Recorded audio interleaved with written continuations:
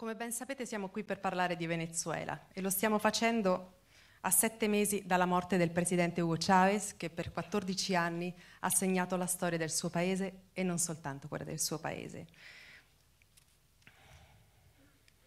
6 mesi fa le elezioni del 14 di aprile, che si sono svolte, lo ricorderete, in un clima ancora molto pieno di emozione, di shock per la morte del presidente Chávez, con una campagna elettorale brevissima di 10 giorni, intensissima, elezioni che sono state vinte dal fronte chavista con Nicolás Maduro, ma sono state vinte con un margine strettissimo, 250.000-300.000 voti in più rispetto al leader dell'opposizione Enrique Capriles. E siamo alla vigilia di un'altra tornata elettorale, quella dell'8 dicembre, che sarà una tornata elettorale di amministrative. Il clima già in Venezuela è roventissimo per questo nuovo appuntamento elettorale, che nonostante sia un appuntamento di tipo amministrativo, è considerato un test importantissimo per Nicolás Maduro e per il suo governo. Maduro non soltanto non ha lo spessore di Hugo Chávez, questo è innegabile, ma si trova anche di fronte alla peggiore situazione socio-economica dal 2004 ad oggi, un compito davvero difficile. E allora cominciamo con Boris Muñoz. Muñoz, l'accento sulla O, abbiamo imparato.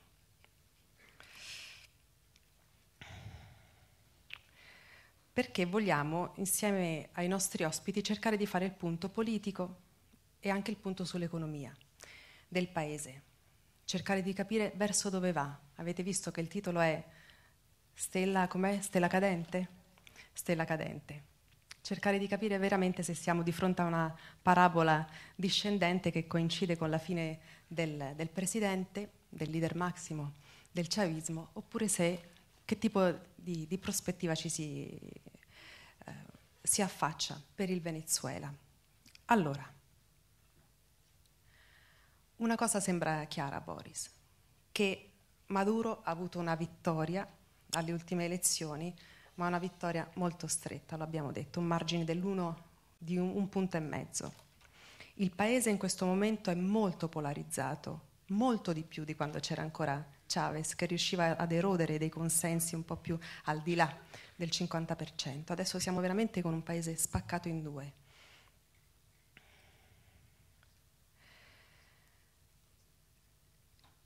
Perché c'è stata una grossa erosione di consensi. Se pensiamo che l'ultima volta Chávez ha avuto 2 milioni in più di voti, adesso soltanto 300.000, questo che cosa significa? Da una parte ce lo spieghiamo con il fatto che certamente il carisma di Chávez, la sua capacità di leadership è molto diversa da quella di Maduro, ma non credo che questa sia l'unica spiegazione. Quali sono gli altri elementi della situazione sociopolitica venezuelana che possono spiegare questa improvvisa, forte erosione di consensi per il chavismo? Primero que todo, quiero darle muchas gracias al Festival de Ferrara por invitarme y a la Revista Internacional en la persona de Camila Desideri, ¿no? Para hablar de la situación de Venezuela, yo creo que hay que remontarse a un año atrás, justamente cuando se celebraron las elecciones presidenciales que dieron la victoria a Hugo Chávez, que fueron unas elecciones muy atípicas porque estaban, digamos, cargadas por el pathos, un halo de muerte, ¿no? Chávez estaba muy enfermo, la gente lo sabía, había una especie de negación a admitir que el presidente iba a morir. Yo creo que esa es una negación que venía de parte de él personalmente, ¿no? Él se negaba a aceptar que él estaba sentenciado y que todos los diagnósticos decían que quedaban pocos meses. Y de hecho él jugó mucho con esta idea de que se iba a curar, que estaba totalmente libre de cáncer, que terminó siendo toda una gran mentira, ¿no? Y sabemos que Chávez prácticamente desapareció de escena. De hecho, después de ganar las elecciones por alrededor de 9,5 puntos, un margen relativamente cómodo, pero menor a porcentajes históricos, lo que indica que ya Chávez venía a un desgaste, en una caída después de casi 14 años de gobierno, ¿no? Y eso es lógico entenderlo. Se vendió la idea de que, bueno, de que Chávez podía superar la crisis, pero de hecho, desde que él fue electo, solo apareció 2 veces en escena, antes de ir a Cuba a recibir un tratamiento especial para el cáncer, y dijo que iba a volver. Cuando volvió de Cuba, a principios de diciembre, diciendo que también manteniendo la mentira de que estaba en franco recuperación, 2 días después apenas dijo que tenía que volver a Cuba para una operación de emergencia que era vital, y en ese momento legó su poder a Nicolás Maduro como presidente encargado. Ya esta sucesión con Maduro ya se había trabajado antes, él había nombrado a Maduro su vicepresidente. Estamos en diciembre del año pasado. Chávez desaparece de Venezuela el 8 de diciembre y no se sabe prácticamente nada de él hasta el 18 de febrero, cuando regresó a una habitación de un piso del hospital militar en el que nadie lo vio. Y ya tampoco se supo de Chávez. Se especulaba mucho sobre su situación, se había dicho que era una situación crítica, pero nunca hubo información verdaderamente clara. En ese tiempo, ¿qué ha pasado? O sea, justo en enero hay una devaluación de 46% de la moneda, una devaluación que es muy fuerte y que sucede también a espaldas del público. No se le dijo a la población que iba a haber una devaluación, que recordaba mucho una devaluación también muy fuerte que hubo hace 30 años y que, digamos, sucedió más o menos de la misma manera, casi clandestina, ¿no? Pero la gente en Venezuela estamos entrenados para saber que una devaluación significa un deterioro inmediato de la calidad de vida porque dispara la inflación. Y de hecho, si se registra la inflación que ha sucedido este año entre agosto del año 2012 y agosto del año 2013, estamos hablando de 45% de inflación, ¿verdad? O sea, que quiere decir que el poder de pagar de la gente ha caído 45%.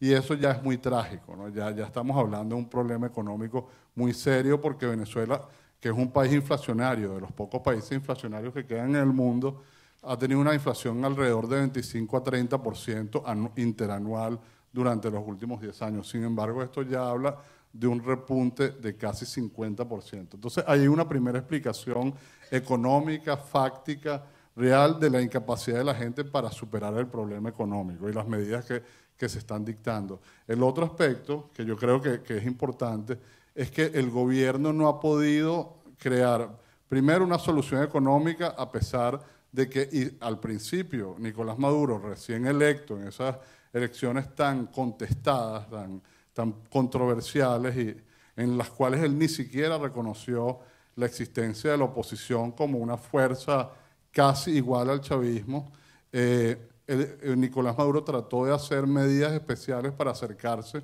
a los empresarios, al sector productivo y relanzar la economía venezolana. Lo hizo de una manera muy característica del chavismo, que es mediante la amenaza, diciendo que, o sea, si ustedes no se someten al diálogo con el gobierno, nosotros vamos a expropiar las empresas, vamos a tomar medidas que constriñen, que, digamos, impactan más negativamente la economía. Él hizo todo este esfuerzo al principio para tratar de reconducir el orden económico chavista sin hacer ninguna concesión política. Pero hemos visto hasta ahora que eso tampoco ha dado resultado, porque eso ha traído otra serie de consecuencias, como el desabastecimiento. Yo creo que todos en la sala sabrán que Venezuela sufre una crisis de abastecimiento de bienes esenciales como el papel higiénico, ¿verdad? Como el aceite doméstico, el azúcar, la harina que usamos para preparar nuestro modesto pan, que se llama arepa. Todo esto, y además detrás de eso, que bueno, podríamos vivir una semana, 2 semanas sin papel higiénico, volver al siglo XVII, o sea, eso no es mayor problema quizás, pero ¿qué pasa cuando eso se traslada a las medicinas esenciales para el control de la diabetes, para las quimioterapias? Todo esto está operando también al mismo tiempo, porque hay un proceso inflacionario, hay una gran escasez de dólares, la devaluación que se hizo de 50% llevó el dólar de 4.30 bolívares a 6.30, a 6.30 creo que sí, pero el valor real del dólar hoy en el mercado negro es 43. Entonces estamos hablando de un precio oficial de 6 y un precio real de 43, o sea, 8 veces el valor. Entonces ese es el telón de fondo económico que creo que ayuda a explicar esa dramática caída en los números de aceptación de la gestión de Maduro, que hoy, según las últimas encuestas, debe estar alrededor del 36% o menos, frente al líder opositor Capriles Radonqui, que tiene alrededor de 41-42% aproximadamente. Entonces estamos hablando de, digamos, de un gobierno que no ha podido dar en 7 meses en ejercicio, y Nicolás Maduro casi un año como presidente, no ha podido dar respuestas a las cosas más esenciales de la gente.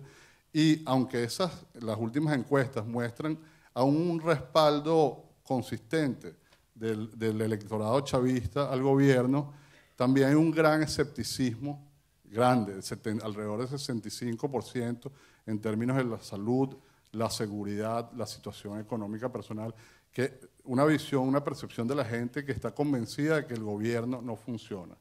Entonces, bueno, eso para comenzar. Yo, si quieres, amplío un poco de los puntos, tú me dirás. Grazie Boris, certamente nel secondo giro di tavolo possiamo approfondire ancora ulteriormente la questione. Volevo fare un attimo il punto con voi sui tempi, sia con i relatori sia con il pubblico, perché ora sono le 3:05, abbiamo iniziato da una decina di minuti, abbiamo spazio fin più o meno alle 4:15, cerchiamo di lasciare una ventina, 25 minuti per le domande del pubblico, quindi per ciascuno di voi, già fin da ora vi dico preparatevi, perché per fare domande avrete spazio non più di 1 minuto ciascuno, al minuto scade il tempo a disposizione, quindi se riuscite già a formularvi le domande, magari scriverle in modo tale che possano essere puntuali, possiamo poi porle, dare più spazio a più persone possibile, mi pare il modo di organizzare le cose nella maniera migliore. Allora, Maglie Primera, abbiamo accennato già alla questione economica. Ti chiedo di aiutarci a capire una serie di punti. In particolar modo, le politiche di Hugo Chavez, le politiche sociali con le misiones e una serie di altre scelte, hanno indubitabilmente portato alcune trasformazioni positive, nel senso del welfare, della giustizia sociale, dell'abbattimento della povertà nel paese, dell'accesso alla salute, all'istruzione, alla casa, per tanti strati di popolazione che fino a quel momento erano esclusi. Questa è una trasformazione significativa che anche l'ONU riconosce e che la stessa opposizione, su cui la stessa opposizione non si sentirebbe mai di tornare indietro rispetto a una conquista di questo tipo.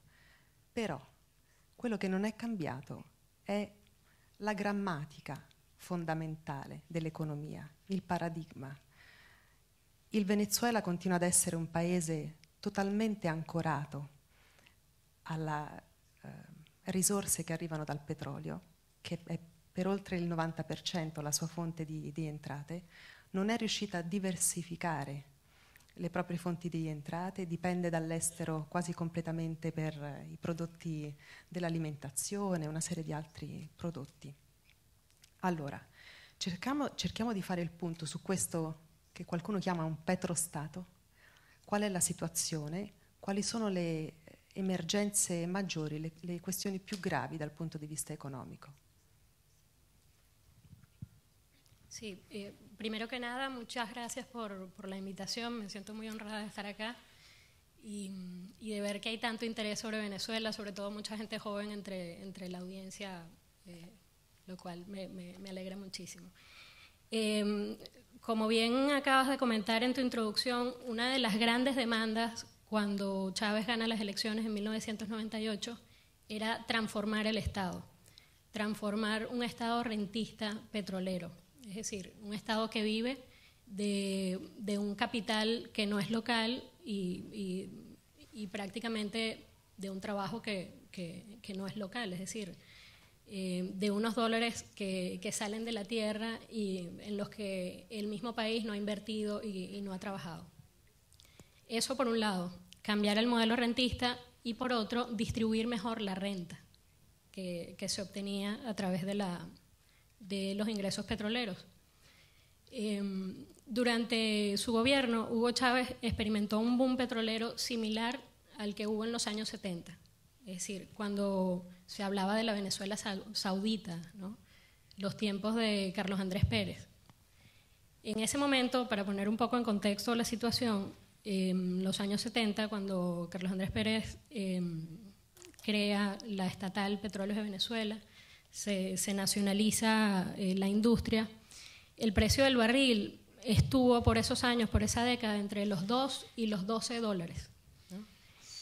Y durante el periodo de Chávez, el año 2008, fue como el cenit, el barril de petróleo venezolano llegó a 124 dólares. Es decir, el ingreso por renta petrolera creció 7 veces más. Sin embargo, PDVSA no está produciendo ahora mismo más petróleo de los que producía en los años 70. En aquel momento se producían 3.5 millones de barriles diarios. Ahorita la producción ha caído a 2.7 millones de barriles, ¿no? Sin embargo, bueno, el precio del petróleo sigue muy alto. ¿Qué pasa con ese dinero? ¿A dónde va ese dinero? Parte va a atender la demanda interna. En Venezuela ocurre una cosa muy particular, que es que una botella de agua es mucho más costosa que llenar el tanque de gasolina. Por ejemplo, de mi coche, que se llenaba con 42 litros, ¿no?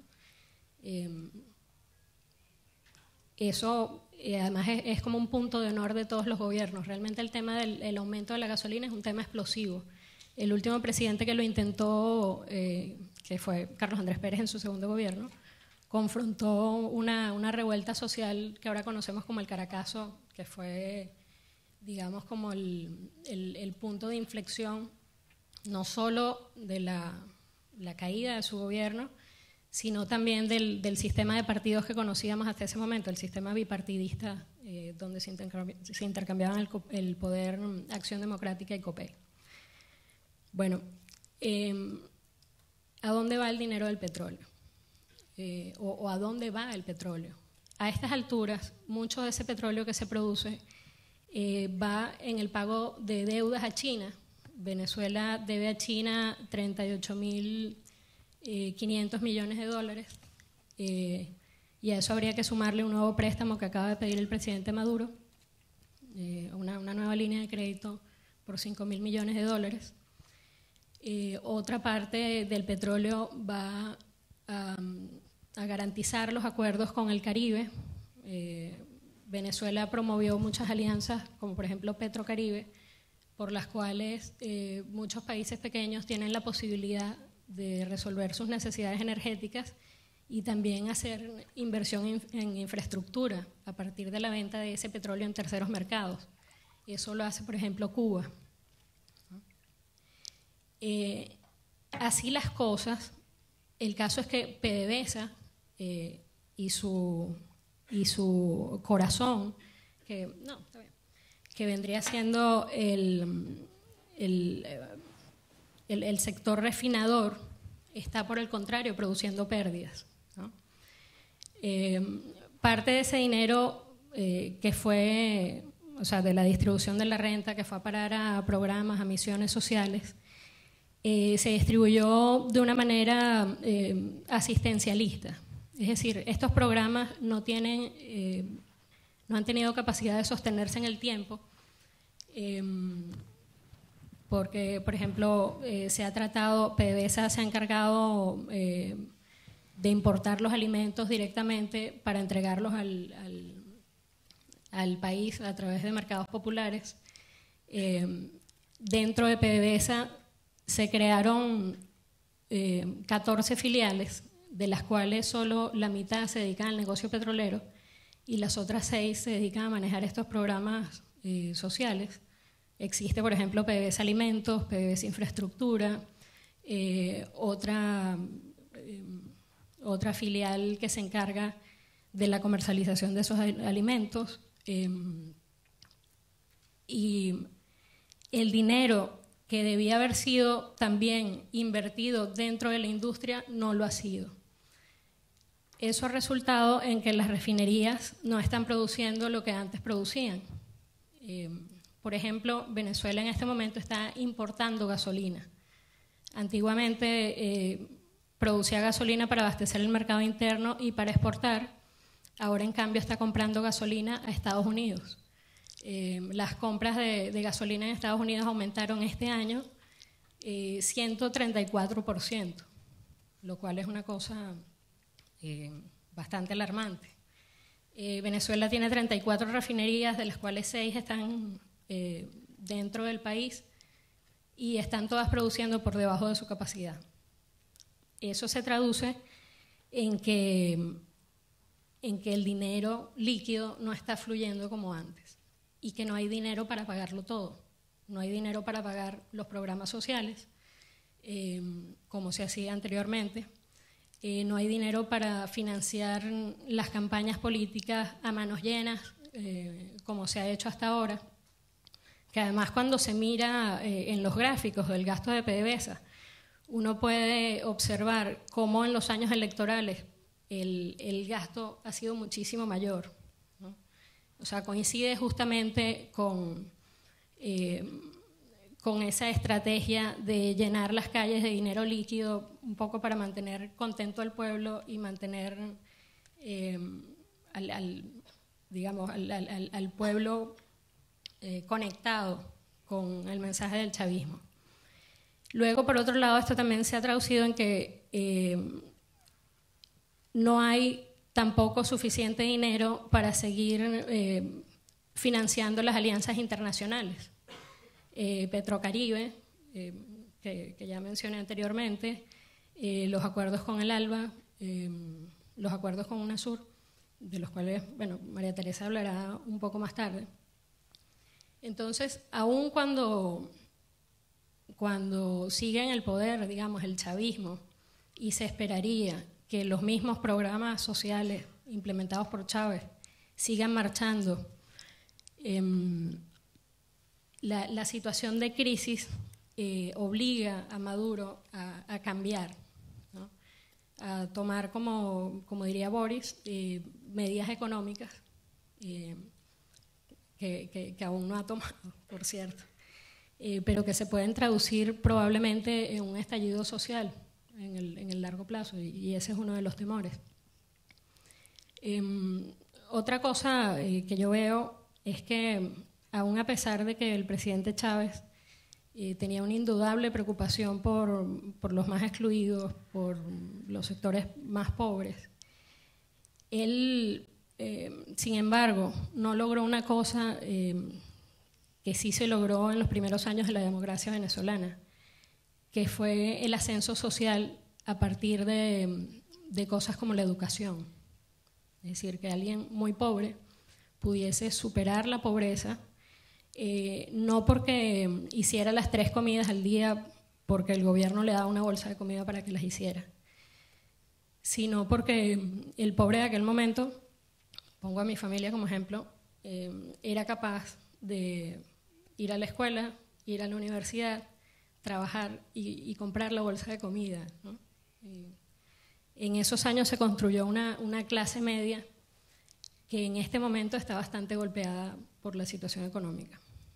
Luego hay otra cosa, que es que justamente por el sistema económico tan perverso que se tiene ahora, que es que en Venezuela se produce muy poco.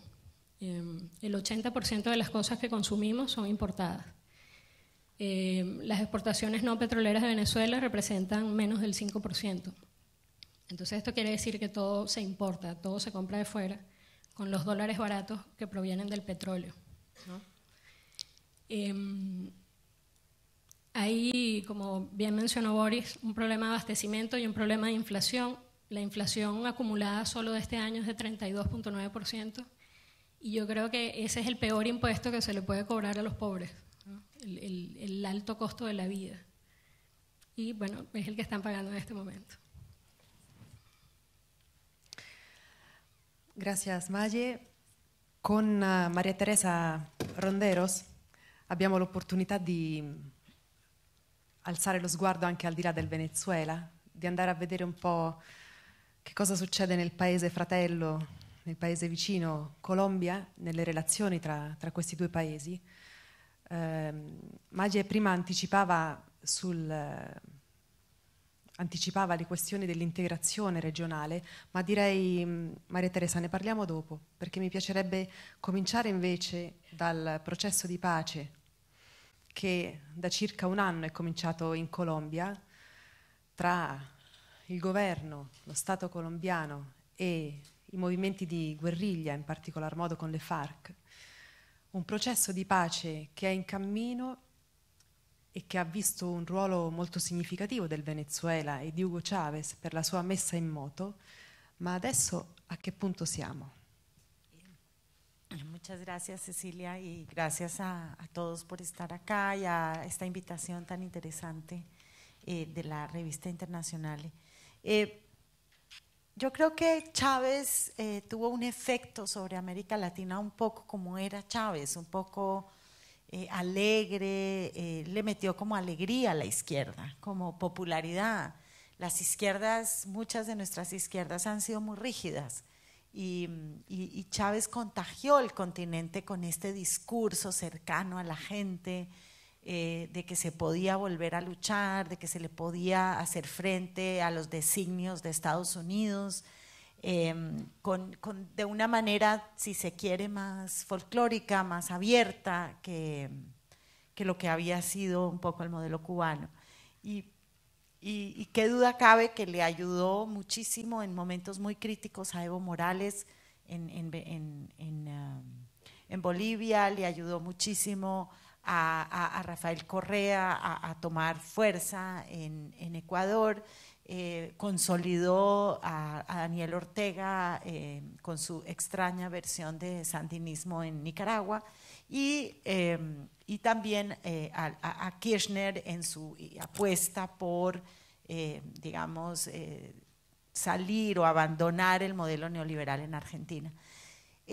Pero su gran apuesta, su gran apuesta, yo creo, de los últimos años, ya enfermo Chávez, fue la apuesta por la paz de Colombia, por tratar, él intentó, no sé si ustedes recuerdan, cuando Ingrid Betancourt fue secuestrada, cuando muchas otras personas fueron secuestradas en Colombia, él intentó hacer una mediación, incluso fue exitosa su mediación en algunos de los casos, varios secuestrados salieron libres por petición de Hugo Chávez, y este gobierno, el nuevo gobierno de Juan Manuel Santos, recién inaugurado en el 2010, llama a Hugo Chávez y le pide una vez más apoyo en el proceso de paz para sentarse a hacer un diálogo con las guerrillas de las FARC, que son unas guerrillas que si existieran todavía el año entrante van a cumplir 50 años de guerra desde que se crearon.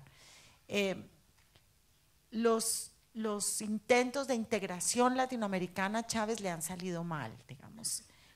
Chávez muere, termina, ya no está esta magia de su propia voz, de la que decía en Naciones Unidas, esto huele a azufre, y sacaba Bush y todo el mundo aplaudía.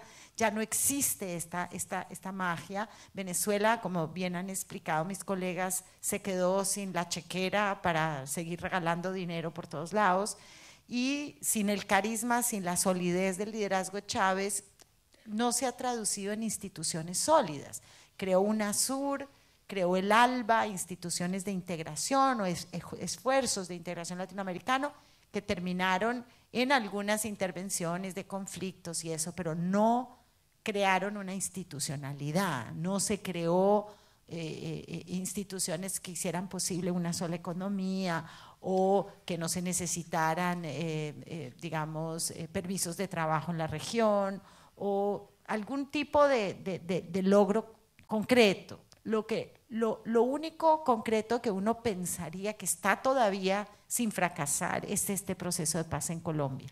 ¿En qué está el proceso? Muy rápidamente, El proceso lleva, como decías tú, Cecilia, un año, que relativamente exitoso, tiene unas enormes mejorías frente a procesos de paz o intentos de procesos de paz con las FARC anteriores, en el sentido que esta vez hay una agenda muy clara, tiene 5 puntos la agenda, 2 puntos que puso el gobierno y que dijo no me siento a negociar sin estos 2 puntos, 2 puntos que puso la guerrilla que dijo no me siento a negociar sin estos 2 puntos, y un 5.º punto que es el de dejación de armas y cómo se hace la dejación de armas, que es complejo porque siempre son entre 9 y 15.000, 13.000 guerrilleros que dejarían las armas. Entonces eso es un proceso difícil en Colombia. Los puntos son uno que ya negociaron exitosamente, que fue cómo hacer una transformación agrícola en Colombia, cómo distribuir mejor la tierra, en términos muy sencillos.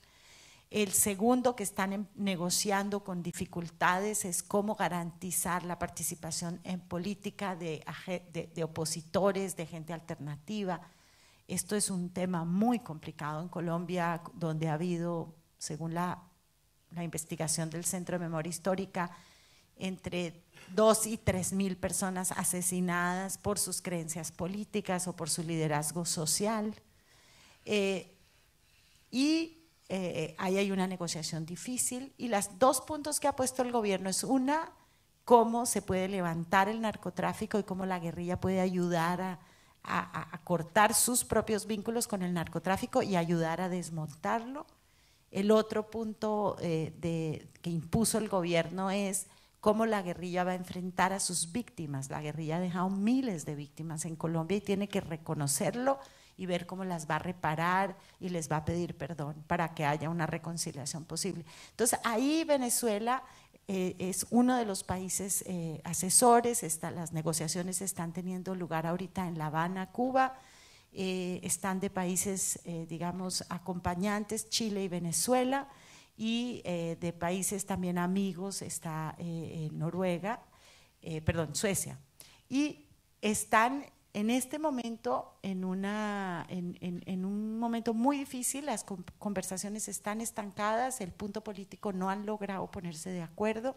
Venezuela, que jugaba o juega un papel importante porque yo creo que Venezuela fue crucial en sentarlos en la mesa, en ayudar que las FARC se sentaran a la mesa, porque tenía la confianza de las FARC de que no los estaban entregando a un gobierno que los iba a traicionar, y por el otro lado tenía la confianza del gobierno colombiano. El problema grave es que no es tanto Chávez, ya esa gran confianza, no sé, tal vez se debilite, y no creo que sea el tipo de figura Maduro que, si el proceso llega a un punto crítico, sea capaz de sacarlo adelante como si hubiera quizás podido ser Chávez. È molto interessante questa finestra sulla Colombia, perché ci faceva il punto Maria Teresa sulle migliaia di omicidi politici, di leader non solo politici ma anche comunitari, che stanno avvenendo senza che il mondo lo sappia, che sono avvenuti e che continuano ad avvenire. Dovremmo riflettere se questo momento di stasi del processo di pace con le FARC quali cause abbia. Nel secondo giro di tavolo magari lo approfondiamo, perché anche qui, dice Maria Teresa, Maduro certamente non riesce ad avere la fiducia delle FARC, non riesce quindi ad avere quel ruolo che magari forse avrebbe avuto Chavez in questo momento, di provare a dare un impulso a questo processo in un momento di stallo, ma probabilmente ci sono anche altre cause che hanno fatto arrivare a questo momento di stasi, di stallo, di rallentamento. Ed è un peccato per le grandissime speranze, le grandissime opportunità che questo processo di pace, che si stava aspettando da tanti anni, con tante vite spezzate e distrutte, con tutte le prospettive che poteva aprire. Torniamo al Venezuela con Boris Muñoz. Proviamo a chiederci allora dove va il chavismo, dove va questo sogno che si pensava potesse ridisegnare un po' meccanismi economici, relazioni tra gli stati, relazioni tra gli strati sociali all'interno di un paese. Abbiamo già detto che le qualità del presidente Maduro sono molto diverse da quelle del suo predecessore e la situazione economica è particolarmente complessa. Il chavismo in sé, peraltro, è un movimento abbastanza diviso. Ci sono delle componenti storiche al suo interno che la leadership di Chavez riusciva a tenere unite, nonostante tutto. Adesso quello che ci si chiede è: riuscirà Maduro a tenere unito il movimento del chavismo? E mi chiedo anche: esiste una nuova generazione di possibili futuri leader diversi da questa classe che viene dal chavismo di Chavez e che possa far intravedere dei fermenti di cambiamento anche all'interno dello stesso chavismo?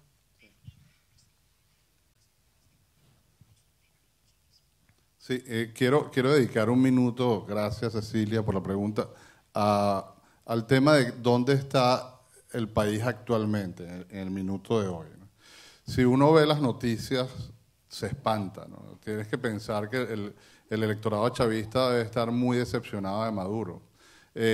Hace una semana fue encontrado un alijo de cocaína de 1.380 kilos en un avión de Air France que llegó a París, y habían 1.380 kilos de cocaína en esas maletas. Por otra parte, hace una semana, hace pocos días, un camión lleno de carne sufrió un accidente en una autopista, el chofer murió y este camión fue saqueado por motorizados y por gente que se llevaba la carne, ¿no? También hubo un motín en una cárcel del país, y el capo principal, el PRAN principal de esa cárcel, dijo que él no se iba a entregar. En esa cárcel, además, había un zoológico dentro de la cárcel, habían familias viviendo, era todo un escenario de realismo mágico que estaba dentro de esa cárcel. Y el jefe de los prisioneros, de los presos, que en Venezuela los llamamos PRAN, le exigió a la ministra de Prisiones que lo trasladaran en un avión blindado con una protección especial, y lo logró, ¿verdad? Tenemos eso dentro del trasfondo económico que ya habíamos presentado, índices de violencia que también están en récord. Entonces la imagen que uno va captando de Venezuela es que es un país disfuncional, o sea que el sistema de gobierno está siendo disfuncional, no está dando respuesta al control del país. Ese es el país que tiene Maduro hoy en día, con el país con el que tiene que lidiar. ¿Y qué es lo que va a suceder? Es que internamente el chavismo también está dividido y fracturado. Si uno ve la información de los portales web donde se discuten temas del chavismo, ve que hay una fuerte crítica hacia el gobierno. Se dice que hay un pequeño grupo, una especie de troika, que está manejando todos los asuntos políticos y económicos de espalda a los intereses de la población, que ni siquiera hay una consulta apropiada con las bases políticas del chavismo. Entonces, en ese escenario, si uno ve lo que está pasando, yo creo que se va acercando una especie de tormenta perfecta, se está configurando una tormenta política perfecta en la cual puede haber una salida inesperada, ¿no? Maye mencionó algo que me parece a mí muy serio, que es un estallido social, y es algo que no está fuera de las posibilidades. Hace 20 años, alrededor de 25 años, hubo ese gran estallido llamado el Caracazo, que sucedió en circunstancias un poco diferentes, una economía deprimida, muy deprimida, con un proceso inflacionario también, sin el barril de petróleo a $100 como lo tenemos hoy, pero con una clase política que no estaba sintonizando con lo que el pueblo estaba pidiendo. A mí me asombra mucho, como yo vivo en Estados Unidos ahora, pero tengo una comunicación permanente con Venezuela, me asombra mucho el nivel de desencanto profundo, de de sensación de no salida, de no futuro, que se ve no solo en la oposición ya, sino también en el chavismo. Porque yo he estado también conversando con amigos que tengo del chavismo y ellos me dicen que ya se reconoce que el gobierno no funciona, se reconoce también que Maduro, a pesar de ser el hombre designado por Chávez como su sucesor, casi su heredero, no está a la talla de las circunstancias. Y un elemento añadido es que no hay confianza para construir una alternativa política, porque la salida de Venezuela quizás ya no está en el chavismo, ¿no? Quizás pasa por algo que está más allá incluso de la oposición, como un gobierno de amplia base, un gobierno de coalición. Pero no hay ningún elemento que señale que se está avanzando hacia allá. En parte porque el gobierno todavía, y Maduro y el chavismo, no quiere darle ningún crédito a una oposición que ya ha demostrado ser una fuerza equivalente, por lo menos, ¿no?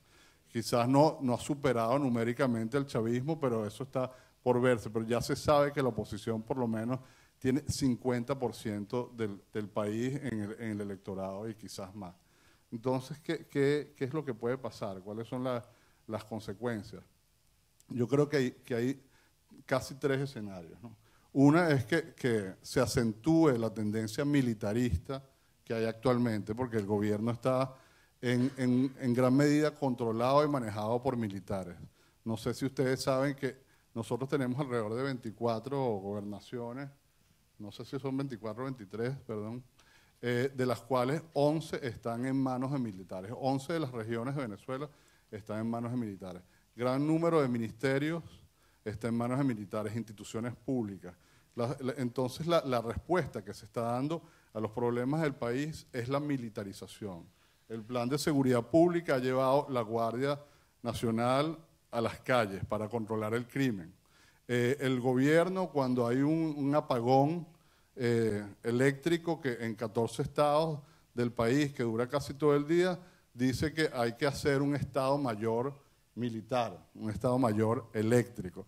Hay un problema de abastecimiento de dólares y dicen que hay que hacer entonces el estado mayor económico. Todas las respuestas que se están dando son francamente militares. Eso es un escenario que se acentúe por ahí la situación. La otra es que haya una crisis, un desgaste muy grande del chavismo y que le dé una oportunidad al líder opositor de tomar la delantera y a través de una movilización política de calle precipitar la caída del gobierno. Yo esa la veo un poco más difícil, por lo menos la veo difícil en términos de que ocurra sin tragedia, que ocurra sin sangre, ¿no? Entonces esa segunda posibilidad está teñida digamos, de la amenaza de un estallido también político, ¿no? Y una tercera es una sucesión dentro del chavismo, ¿ya? Y ya se está comenzando a hablar de esto, ¿no? Si uno se comunica con gente fuentes del gobierno, ellos mismos me preguntan a mí, bueno, ¿qué te parece a ti lo que está pasando, ¿no? Y yo digo, bueno, no sé, cuéntame tú, bueno, ¿quién sería un reemplazo para Maduro? Ya se está hablando a ese punto, de que Maduro podría ser reemplazado por uno de los líderes del chavismo. Lo que pasa es que no hay, si uno ve la jerarquía chavista, no hay ningún líder que tenga una personalidad política propia, porque Chávez impidió que eso sucediera. Chávez nunca fomentó los liderazgos alternativos en ningún nivel, porque él tenía miedo que se le disputara su poder. De esos nombres, solo que yo haya escuchado hasta ahora, ha salido uno que tiene cierta credibilidad y tiene apoyo, y esto me lo confirmó una fuente, que es el gobernador del estado fronterizo del Táchira, Eviel Mora, que viene de una exitosa gestión pública y es reconocido, digamos, tiene cierta grado de aceptación también entre la oposición. Entonces yo creo que estamos en esas disyuntivas y los próximos 3 o 4 meses van a ser muy decisivos para Venezuela, porque vienen las elecciones de alcaldes en diciembre, que están siendo vistas como una especie de plebiscito alrededor de la figura de Nicolás Maduro. Entonces yo creo que esos préstamos que China, el préstamo de $5.000 millones que China va a dar, se va a ir así, en la campaña, tratando de refrescar un poco la economía para asegurar la posición política chavista y ya comprar más tiempo hasta el año que viene. Pero para mí todo esto es digamos, simplemente correr la crisis, y la crisis eventualmente va a hacer, digamos, implosión o explosión yo creo que en los primeros meses del año 2014. Grazie Boris. Maglie Primera. Allora, siamo di fronte a una situazione di instabilità abbastanza chiara. Lo stesso ministro dell'economia, Nelson Merentes, ha riconosciuto una serie di problemi strutturali che permangono. Abbiamo già detto che c'è un clima di grande tensione, non soltanto per i problemi economici, di grande aspettativa per queste elezioni dell'8 dicembre, elezioni amministrative. Gli studiosi non scartano uno scenario di conflitto potenziale all'interno del Paese. Allora ti chiedo, che margini di manovra ha secondo te il governo di Nicolás Maduro?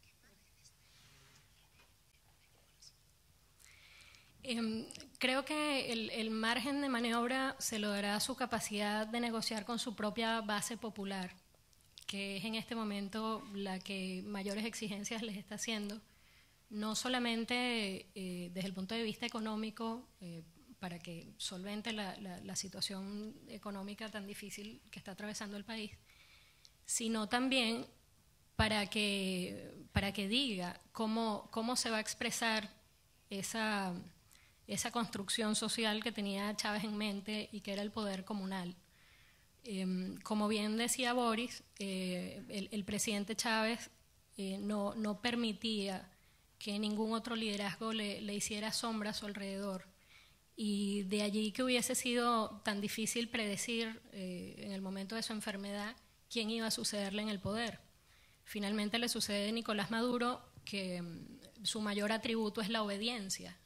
Y es bastante complicado pensar cómo un dirigente político cuyo mayor atributo es la obediencia puede tener la fuerza suficiente para manejar esta situación de caos que se le viene en todos los frentes, entre los cuadros dirigentes de su propio partido y quienes ahora sí, por primera vez en 14 años, sienten que existe la posibilidad dentro del mismo bloque de gobierno de que haya transferencia de poder, porque cuando estaba Chávez gobernando, eso no lo tenían en mente, ¿no? Se pensaba que Chávez iba a gobernar hasta la eternidad, pero ninguno de los cuadros dirigentes del PSUV se planteaba la posibilidad de ponerse en su lugar. Ahora sí. Eso por un lado. Lo otro, la exigencia de ese pueblo organizado que bueno, quiere ejercer su poder, el poder popular que Chávez le dio. Lo otro, cómo manejar al 50% del país, que es la oposición. Hasta el momento Maduro no reconoce a un interlocutor dentro de la oposición, lo cual es algo muy duro de manejar. Es decir, ¿cómo no vas a reconocer al otro 50% del país que también tiene exigencias, ¿no? que es tan venezolano como el 50% que acompaña al chavismo? Allí tiene que haber algún tipo de diálogo para que pueda haber gobernabilidad, ¿no?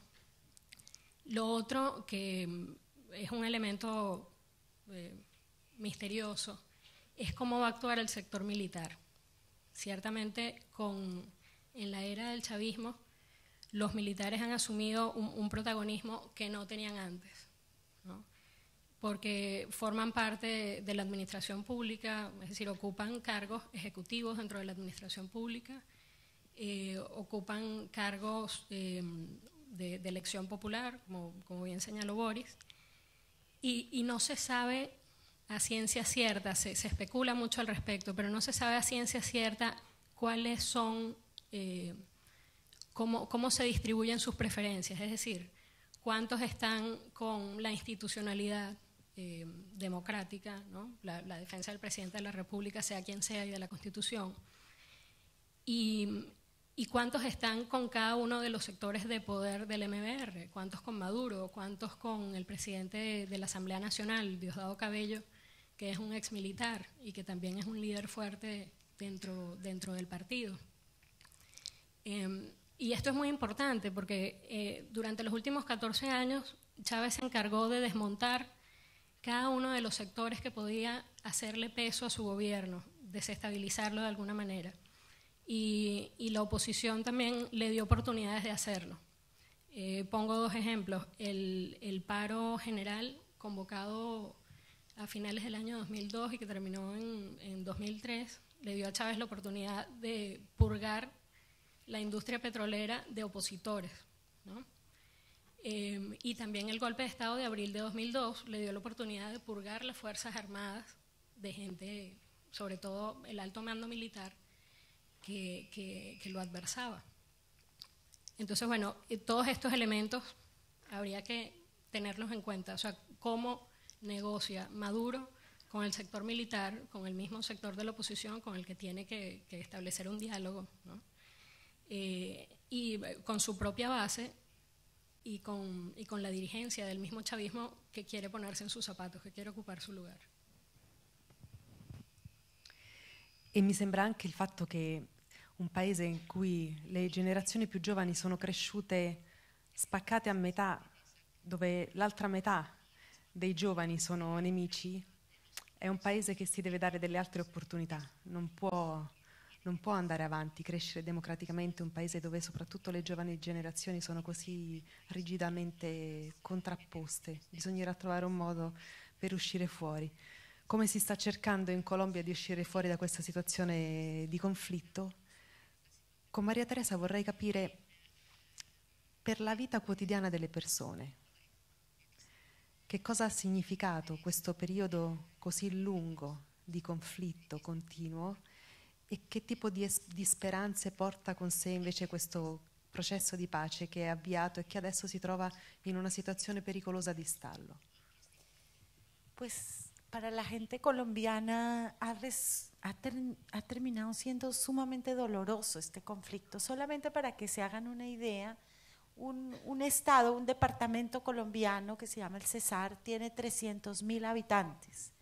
Y ahora que el Estado está reconociéndole, digamos, algún tipo de ayuda a las víctimas, hace que la gente se registre como víctima, tiene que probar que le mataron a alguien o que le sucedió algo. En ese departamento 150.000, es decir, la mitad de los habitantes se registraron como víctimas. En capitales de departamentos como Quibdó, todos los habitantes de Quibdó se registraron como víctimas. Todos los de toda la ciudad, todo el mundo ha sufrido directamente y no te puedes registrar como víctima si no eres de alguna manera directamente afectado. Colombia, sobre todo la media Colombia más rural, más excluida, básicamente entre 5 y 6 millones de personas tuvieron que salir con lo que tenían puesto en los últimos 20 años y abandonar su hogar y salir corriendo con sus hijos y quizás algo de ropa y botar todo, irse a vivir a donde pudieran para buscar refugio temiendo por su vida.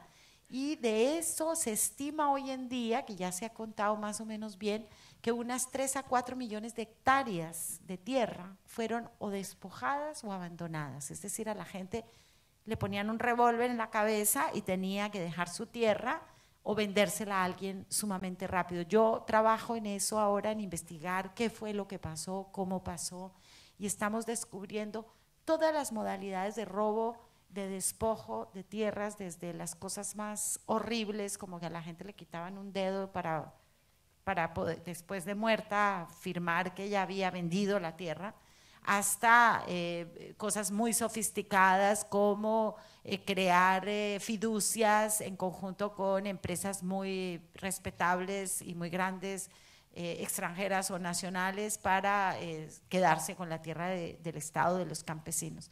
Entonces, media Colombia ha sufrido muchísimo. La otra media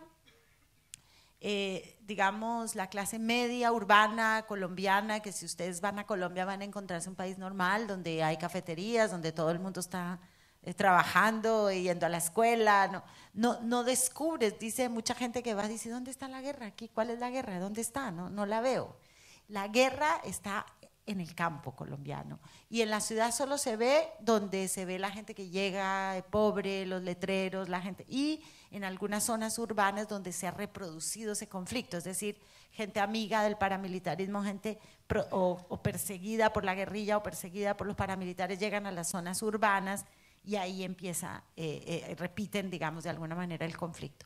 Pero es lo difícil de tener respaldo político para este proceso de paz, es que la gente urbana, corriente, clase media, que está en su vida, le parece que eso es algo que no importa, que es algo lejano. O sea, ven eso en televisión, esa guerra tan lejana como pueden ver la guerra en el Congo, de la que hablaban esta mañana. O sea, es algo que no les toca. Y por eso políticamente es tan difícil conseguirle respaldo a esa paz. Claro, a todo el mundo que le preguntan, más o menos 62, 65% de la gente dice en Colombia que prefiere que haya una paz negociada a una paz obtenida por la guerra. Pero de alguna manera, cuando viene un líder como fue el expresidente Uribe, más militarista, la gente le encanta y vota por él, porque no les ha tocado de cerca esa guerra. Ahora, haciendo un pequeñito esguince sobre lo que hablaban mis colegas de Venezuela y el futuro que se viene para Venezuela, yo quisiera solamente añadir una cosita en el campo internacional. Está en esta posición tan difícil el chavismo porque por un lado necesita todo el apoyo internacional que pueda tener, pero no tiene ni el dinero ni la fuerza política para mantenerlos de amigo, y al contrario, está empezando a decirle a Jamaica, Haití, a todos estos que ayudó tanto, mira, ¿sabe qué? Ya no te puedo regalar tanto el petróleo, tengo que subirle los intereses. Entonces, tienes que pagarme porque no tienes pagas. que pagarme, y empieza a cobrar porque está sin plata. Mire, yo estoy pidiendo prestado en China y yo le estoy regalando a usted petróleo, ahora ya me toca que usted me devuelva. Entonces ya no va a tener tantos amigos, ya no va a ser tan querido, digamos, el chavismo en la región. Y por el otro lado, tiene la otra gran contradicción, y es que necesita frenar la corrupción interna que tiene en los militares sobre todo, pero en varias otras instancias del Estado. El problema del narcotráfico en Venezuela se ha ido creciendo, se ha vuelto complicado. Ya desde hace unos 8 o 10 años estamos oyendo hablar del cartel de los soles, que soles son las medallas que les ponen a los generales en los hombros, y se llama así porque es el cartel de narcotráfico de un grupo de generales, digamos, muestra lo corrompido que están partes del ejército. Chávez nunca pudo poner demasiada presión ahí para no molestar al ejército, Nicolás Maduro mucho menos, con la debilidad que tiene, como decía Maye, frente al ejército. Entonces, pero necesita luchar contra ellos para poderse posicionar internacionalmente y no desprestigiarse con asuntos como la tonelada de cocaína que llegó a… entonces, ¿qué está haciendo Maduro ante esta situación? Cada vez hablando peor de Estados Unidos. Ahora ya dijo que era la DEA la que había exportado, la Drug Enforcement Administration, la DEA de Estados Unidos, era la que había exportado la tonelada de cocaína, cada vez con un discurso más duro. Ahora ya dijo que se salió del sistema interamericano de derechos humanos, cosa que le quita respaldo en muchos gobiernos de izquierda, cuya única protección en momentos difíciles fue ese sistema interamericano de derechos humanos. Entonces, que no lo reconozca y se salga simplemente porque critica sus abusos, digamos, eso ya lo deja a algunos países un poco como yo no quiero ir en este paseo.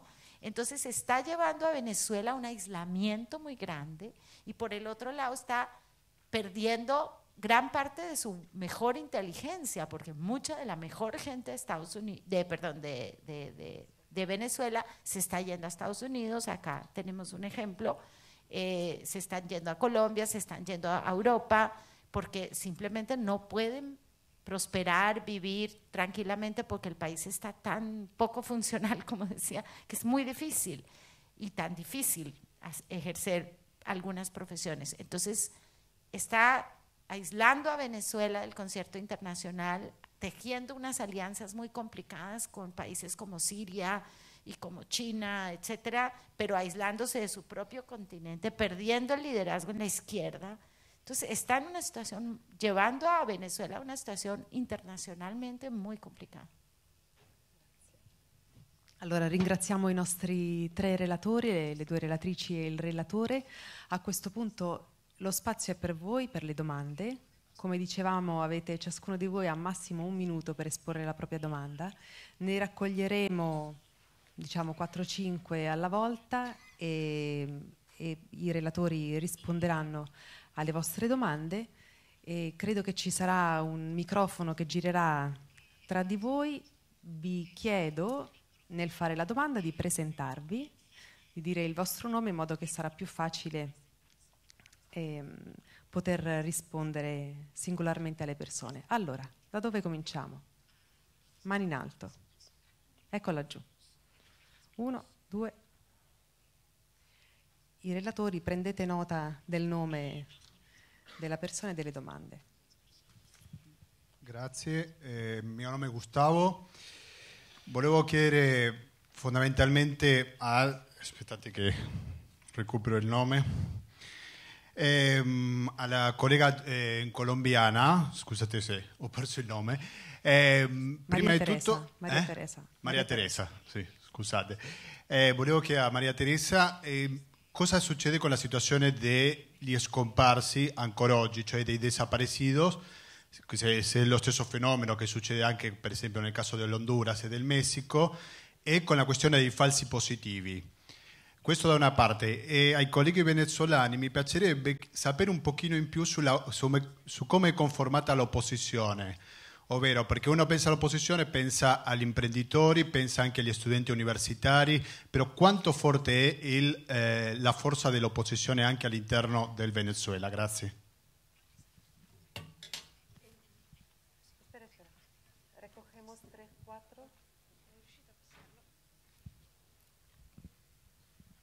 Jacopo Luzzi di Internazionale, e vorrei fare una domanda per i colleghi venezuelani.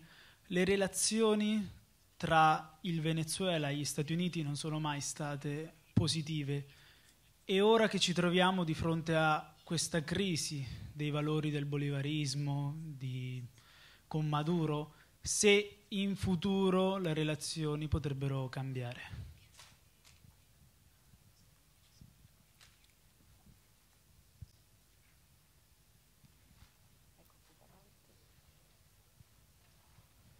Cominciamo con queste prime 3. Buonasera, sono Elena. Una domanda riguarda la violenza in Venezuela. Spesso si parla del Venezuela come un paese violento, Caracas la 3ª città al mondo con più omicidi, però parlando con venezuelani si capisce che c'è una sorta di spaccatura anche lì, perché quando parli con qualcuno che è della sponda di Capriles dicono appunto che è violentissima, che non bisogna andare, che ti tagliano la gola per strada. Quando parli con chavisti in realtà non è proprio così. Io ci sono stata e ho viaggiato molto di notte anche per Caracas, sono stata nei barrios, non da sole, non di notte ovviamente, insomma. Però potrebbe essere questa una strategia del terrore. Sicuramente c'è la violenza, perché nessuno dice che non c'è, però è così esagerata come si racconta? Allora, cominciamo con il primo giro di risposte. Sobre los desaparecidos y los falsos positivos en Colombia. En Colombia se creyó, en un principio las organizaciones no gubernamentales hacían cálculos de unos 7.000 desaparecidos, o sea, personas que se las llevaron de su casa fuerzas armadas de distinta índole, algunos fuerzas armadas del Estado, en otro caso paramilitares o guerrilleros, y nunca volvieron y nunca se supo más de ellos. Ahora, después de que ha habido todo un proceso de verdad y de sacar a la luz pública lo que ha sucedido con la justicia, que es un proceso muy interesante que está sucediendo en Colombia, ya tener la justicia, cuando hablaban de los 7.500, la gente decía es una exageración, 7.500 desaparecidos, es una exageración. Hoy hay registrados 42.000 desaparecidos registrados y documentados. y se han encontrado ya en fosas comunes más de 4.000 huesos, digamos. O sea que, y se tienen como identificados, no me acuerdo cuántos, varios miles. Es decir, que es probable que los desaparecidos colombianos lleguen a 60 o 70.000 personas en esta condición, porque todavía no sabemos muchísimos de los casos. Con relación a lo que llaman los falsos positivos, para aquellos que no saben qué quiere decir el ejército colombiano o la policía o algunas de las fuerzas de seguridad, mataban personas inocentes y después decía es que los disfrazaban de guerrilleros o de paramilitares y decían es que los matamos en combate y los hacían aparecer como muertos legítimos de la guerra, cuando en realidad eran personas que se habían llevado, muchachos jóvenes, inclusive un caso más dramático de todos en una zona cerca a Bogotá, que se llevaron unos muchachos, varios de los cuales ni siquiera eran personas hábiles, tenían inhabilidades mentales y físicas y se las llevaron y las mataron. Entonces, ¿de dónde sale eso? La gente se espanta de una presión enorme por mostrar resultados en la guerra. Los jefes, sobre todo en el gobierno anterior, había una presión enorme por decir tenemos que ser los que ganamos la guerra y vamos a mostrarlo matando mucha gente, y tenían que mostrar el body count famoso, ¿no? El número de muertos, y eso generó una presión a los mandos medios, a los soldados, para agarrar a cualquiera y mostrar, mira, estamos dando resultados. Esto, digamos, desafortunadamente en Colombia el asunto de los falsos positivos es una tradición, por si se puede decir, o un fenómeno muy antiguo. Está pasando hace 20 años, solo que hasta ahora se vino realmente a reconocer. Bueno, con respecto a la pregunta de… ¿Estoy escuchando? Ok. Con respecto a la pregunta de Gustavo acerca de cómo está compuesta la oposición, hay una cosa que hay que tomar en cuenta, que es que la división política en Venezuela, el corte no es horizontal, el corte es vertical. Es decir, en ambos sectores existe una composición relativamente similar. Es decir, en ambos sectores hay gente muy pobre, hay clase media, hay gente rica y hay empresarios.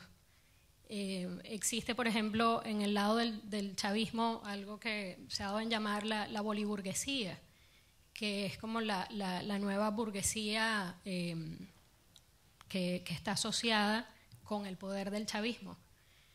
Hay una cosa que ocurre en Venezuela, que es que siempre en los 200 años de vida republicana que tenemos, en Venezuela ha habido mucha movilidad social. No ocurren como en Colombia, que desde hace más o menos 200 años gobiernan las mismas familias. Acá es como que cada 50 años se establece un nuevo grupo de poder, que es el que, bueno, maneja el poder económico, el poder político, pero el poder y el dinero cambia de manos con cierta facilidad en Venezuela.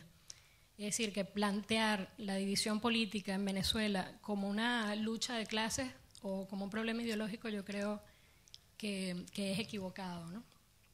Ahora, esta oposición diversa, como ha sido desde el principio, se compone de unos 21 partidos. O sea, la alianza de la oposición, que se llama Mesa de la Unidad Democrática, que fue la alianza que acompañó a Capriles en su candidatura. Aquí hay partidos de centro-derecha, de centro-izquierda e incluso de extrema izquierda, ¿no? Partidos como Bandera Roja, que en su momento pensaron que había que asumir la lucha armada, ¿no? Y que luego se incorporaron al juego político a través de un partido. Ahora, Capriles cuenta con un partido que es Primero Justicia, un partido muy joven, que tiene fuerza sobre todo en 2 o 3 estados del país, pero no cuenta con una estructura nacional, diría yo, que se mantenga activa incluso fuera de los tiempos de elección. O sea, Cuando hay una campaña electoral, es como que todas las fuerzas se agrupan y hay un repunte, ¿no? Hay una cosa que hay que tomar en cuenta, que la oposición ha crecido sin prisa pero sin pausa durante los últimos años. En la última elección, Capriles sacó 1 millón de votos más de los que había sacado la oposición en la última elección nacional, ¿no? Lo cual se notaba, digamos, en los mítines, en la nueva fuerza que tomó Capriles en la campaña. El asunto es ver, después de esta reciente derrota frente a Maduro, cómo se expresa esa oposición en el voto, o sea, después también de que Capriles ha denunciado que hubo irregularidades en la organización de las elecciones, cómo se manifiesta esa oposición en las elecciones que están por venir, que son unas elecciones regionales, pero también son, de momento, el único espacio político que tiene, la única tribuna política que tiene la oposición para mostrarse. Ok, voy a tratar de contestar muy brevemente las 3 preguntas. Sobre la relación con Estados Unidos, muy rápidamente, yo soy totalmente escéptico de que vaya a haber progresos, por lo menos en esta parte, en la relación con Estados Unidos. Hubo un intento tímido a partir de la cumbre de la OEA, en la cual hubo una pequeña y breve reunión entre el secretario de Estado John Kerry y el ministro de Relaciones Exteriores Elijah Howard. Pero enseguida, cuando vino el caso Snowden, esa relación volvió a entrar en crisis, porque Venezuela, digamos, ha enfatizado su patrón de retratar o reflejar a Estados Unidos como el enemigo externo. Chávez lo usó muy hábilmente, el enemigo externo, para crear cohesión interna, para fomentar e impulsar el espíritu nacionalista, patriótico, pero yo no sé si en este momento esa fórmula le va a dar resultado, el mismo resultado que le dio a Chávez a Nicolás Maduro. Yo creo que la población ha visto mucho ya y está un poco despertando de la hipnosis que causó Chávez, ¿no? Entonces, de modo que no veo progreso, pero sí creo que se mantendrá el status quo comercial, ¿no?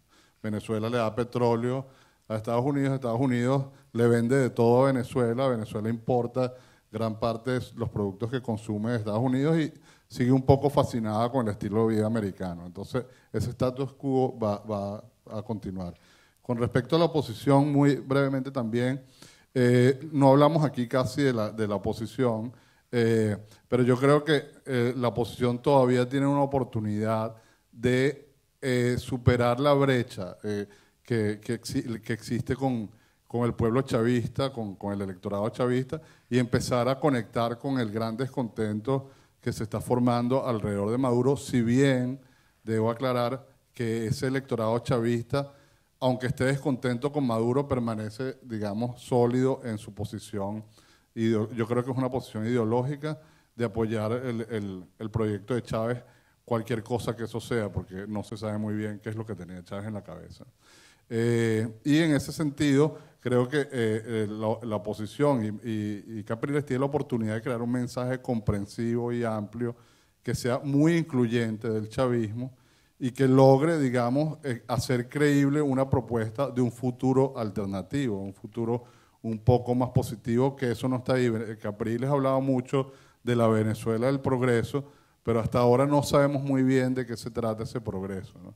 Entonces, en ese sentido, si la oposición logra dar unas pistas mucho más claras de que tiene como proyecto político para una Venezuela que, digamos, solucione esta gran polarización que hay, porque el país no va a ir a ningún lado en medio de la polarización, yo creo que puede ganar buena parte del terreno, y eso, digamos, sería un escenario a favor de la oposición. Con respecto a la violencia, la violencia es muy real. La violencia, yo creo que en Venezuela se vive en una situación de terror generalizado. Yo no creo que sea un terror inducido por los medios solamente. Si uno ve las estadísticas, son escalofriantes. En un mes, digamos en el mes de octubre del año pasado, justamente el mes de las elecciones, que son en teoría meses en los que disminuye el nivel de conflictividad criminal y la violencia desciende, hubo 500 muertos en la morgue de Caracas, y eso es un récord histórico. Ahora bien, ¿por qué sucede esa violencia? Hay violencia en todas partes. Yo creo que el gran incentivo de la violencia es lo barata que es la violencia, el poco precio que hay que pagar por ser violento, porque si tenemos en Venezuela un nivel de impunidad cercano al 98%, o sea, no hay ninguna consecuencia de la violencia. Como yo les relaté antes, el capo, el principal de una cárcel, pide que lo trasladen a otra cárcel en un avión especial y conservar todos los privilegios de vida, y el Estado tiene que doblegarse ante ese capo, ¿no? y satisfacer sus demandas. Entonces, bueno, ahí hay un país que digamos que tiene un gran problema de disfuncionalidad que no se puede explicar como se explica la violencia colombiana, por ejemplo, o como no se puede explicar como se explica la violencia centroamericana de las maras. Es un problema interno muy grave que no ha sido bien manejado y que las respuestas que se le han dado hasta ahora han sido respuestas esencialmente represivas, ¿no? Como llevar la policía a la calle, empezar a matar gente, como estaba sucediendo últimamente. Para cerrar ese comentario, simplemente comparto con ustedes un aforismo que hace pocos días publicó en Facebook un amigo poeta, ¿no? Llamado Ezequiel Borges. Él decía: vivo en un país en que la sangre es más barata che la gasolina y la gasolina è más barata che l'acqua. Eso creo che lo resume todo. Certo, Boris. Allora, noi abbiamo ancora poco più di 5 minuti per vedere se riusciamo a rispondere ad altri vostri interrogativi, curiosità, domande. Ce ne sono? Parlate adesso o mai più? Ecco qui. Una e due. Ok, 1 e 2. Chiedo anche ai relatori delle risposte il più possibili brevi, perché siamo impegnati alle 4:15 di lasciare la sala. Sí, mi nombre es Mauricio Gordini, les hago las preguntas en español, soy venezolano. Y mi pregunta es, obviamente para los dos periodistas venezolanos, con respecto a los jóvenes en el exterior. Estoy acá. Quizás también porque es mi caso en particular. Yo me fui de Venezuela, vine acá en Italia, soy también italiano, nací aquí, pero viví toda mi vida en Venezuela. Y vine para acá porque es el caso que encuentro de no solo mis amigos, sino pienso de los jóvenes en general en Venezuela, que se van al exterior porque no ven un futuro en Venezuela en estos momentos. Quisiera saber si manejan en estos momentos las estadísticas de hoy en día de la cantidad de venezolanos que hay en el exterior y sobre todo jóvenes que han emigrado. ¿Y en qué momento piensan que quizás todos estos jóvenes, después de finalizar sus estudios, regresarían a Venezuela a ejercer o ayudar al crecimiento del país en un futuro? Bueno, muy rápido. Yo creo que... Espera che ¿Sí? había otra pregunta e después de esta rispondiamo. Io sono Silvia. Volevo chiedere, prima dicevate del ruolo appunto di intermediazione che ha avuto nel processo di pace appunto tra Colombia e le FARC il Venezuela, grazie a un rapporto di fiducia, si può dire, cioè grazie alla fiducia che le FARC hanno riposto nel Venezuela. Io volevo capire questo rapporto, cioè come può un governo avere un rapporto di fiducia o avere un buon rapporto, diciamo, con dei guerriglieri. Parlo da ignorante, quindi è una domanda pure semplice. Yo creo que debes empezar tú, María Teresa. ¿Sí? Bueno, voy entonces a la pregunta sobre los jóvenes. No sé cuál es el número, digamos, pero se calcula que hay alrededor de 900.000 venezolanos fuera que han migrado a lo largo de los últimos 15 años, ¿no? Y bueno, ese es un número que no para de crecer, aunque los venezolanos no vienen en pateras o no vienen en lanchas como al primer mundo, sino que son balseros del aire, ¿no? Se siguen viajando en avión esencialmente, buscando un destino mejor. Y bueno, eso no se le puede culpar a las nuevas generaciones que traten de expandirse en otras partes. Ahora, yo creo que tu observación es muy buena de cómo hacer para incorporarlo, ¿no? Cómo hay una gran energía nueva que quiere trabajar por el país, y uno ve eso en que los movimientos de protesta y resistencia al gobierno muchas veces han sido encabezados por los estudiantes universitarios. Esa gente quiere participar en la construcción de un país diferente al que tenemos hoy, ¿no? Yo creo que más allá del signo político un país que sea menos violento, un país que sea más próspero, que esté encaminado en otras direcciones, que no solo viva de la renta petrolera, ¿no? Y esto no es solo un speech político, yo creo que esencialmente ahí lo que hay que hacer es que un nuevo gobierno, eventualmente un gobierno de transición que venga, si eso es lo que va a ocurrir, debería tomar en sus puntos la repatriación de muchos de los profesionales que están trabajando afuera, ¿no? Eso es una repatriación que obviamente es compleja porque no se le puede decir vente al país, pero sí se puede hacer un programa, digamos, que sea muy atractivo para que esos profesionales vengan al país, a Venezuela, y hagan aportes, contribuciones específicas para el desarrollo de las áreas en las que ellos trabajan, ¿no? Entonces yo creo que un gobierno como se hizo en Chile, ¿no? Pero quizás de una manera un poco más agresiva. Te voy a pedir que me expliques un poquito porque no tenía el audífono y habló muy rápido la pregunta che mi hizo la chica. Allora, ripeto la domanda in modo che no, perché non è la traduttrice.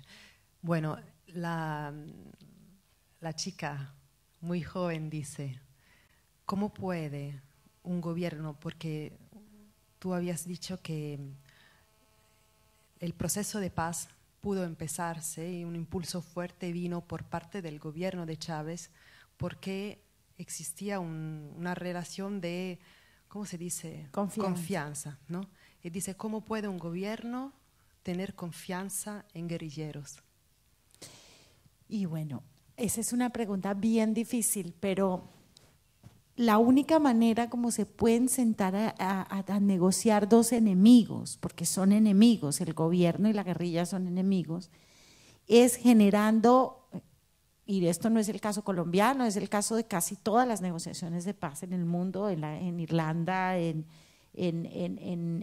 Sudáfrica, se necesita de terceros en los que ambos confíen, o sea, en que las partes que están enfrentadas a muerte, en este caso por 50 años, confíen en un tercero que si este tercero va a ser el garante, es decir, que si yo me comprometo con el gobierno a unas 4 cosas, esta persona me va a garantizar que de alguna manera me cumplen a ambas partes, ¿no? Que si la guerrilla dice yo voy a dejar mis armas, no voy a seguir secuestrando gente como ya hizo el anuncio, están estos otros países que le van a decir un momentico, usted va a cumplir. O sea, Chile tampoco confía en guerrilleros en el sentido de que va a creer en que lo que le diga la guerrilla es cierto, no, sino que es neutral, es garantía de yo tengo una neutralidad, yo no soy parte de este conflicto y yo puedo garantizarte que este te va a cumplir y las partes se comprometen ante este tercero como para hacer más posible que van a cumplir, ¿no?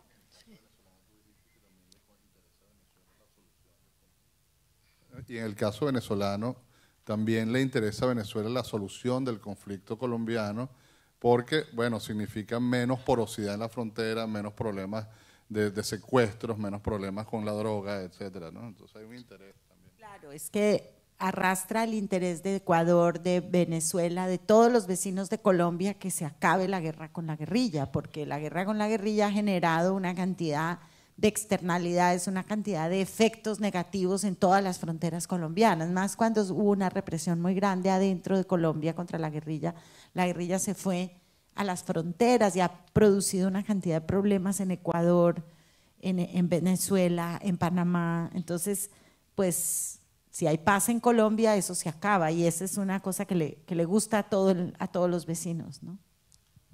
Bene, allora nel ringraziare ciascuno di voi per essere qui, ciascuno dei relatori, gli organizzatori, Camilla Desideri che per Internazionale cura l'area latinoamericana, vi voglio dare una notizia da portare a casa. Forse non molti di voi sanno che l'11 ottobre a Roma si terrà l'udienza preliminare del processo Condor. Giancarlo Capaldo, pubblico ministero, sta istruendo da tanti anni un mega processo sugli desaparecidos del famoso Plan Condor, il piano di coordinamento delle varie dittature latinoamericane che negli anni 70 tentarono di sterminare l'opposizione senza confine. Si potevano perseguire gli oppositori in tutti i paesi, finirono torturati, uccisi, desaparecidos in tutta l'America Latina. Bene, Molte di queste vittime sono di origine italiana. E allora, laddove nei paesi di origine i processi ancora non si fanno, perché forse in Argentina è iniziato un piano sistematico di processi su quegli anni, negli altri paesi per il momento ancora non c'è un lavoro sistematico di fare i conti con la propria storia, ecco, poiché ce ne sono diversi di origine italiana, sono stati individuati alcuni casi e comincia un processo. Ci sarà l'udienza preliminare l'11 ottobre. Scommetto che la maggior parte dei mezzi di comunicazione italiani non ne daranno notizia, ma voi siete i nostri ambasciatori. Sul sito 24marzo.it, che è l'anno del golpe in Argentina, il giorno e il mese del golpe in Argentina, 24marzo.it, ci sono tutte le informazioni. Tenete un'antennina accesa su questo processo, dove probabilmente si riuscirà a fare luce, verità e giustizia su tante questioni che nei paesi di origine invece ancora sono sepolte. Cittadini cileni, uruguaiani, argentini, perseguitati nei propri paesi di origine italiana. Allora, grazie a tutte e a tutti di essere stati qui e buon proseguimento con il festival.